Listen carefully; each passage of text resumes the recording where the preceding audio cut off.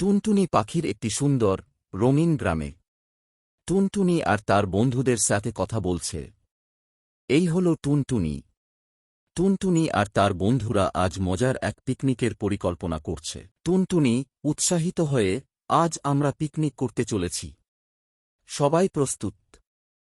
মৌমাছি উত্তেজিত হয়ে, হ্যাঁ, আমি তো সব রকমের খাবার প্রস্তুত করেছি।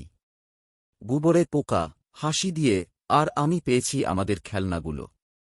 পিঁপড়ে স্মিতহাস্যে, আর আমি এনেছি মজার সব কাহিনী।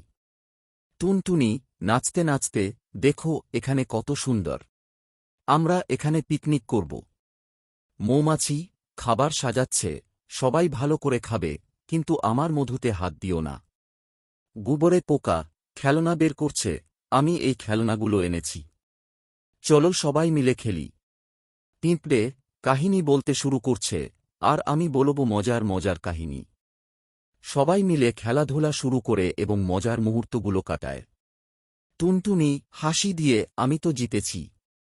মৌমাছি আবেগপূর্ণ, কিন্তু আমার মধু তো সব শেষ হয়ে যাচ্ছে।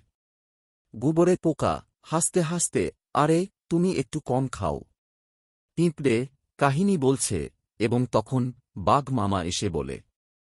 সবাই একসাথে হাসি খুশিতে দিনটা কাটায়। টুনটুনি হাসি মুখে, আজকের দিনটা সত্যিই মজার ছিল।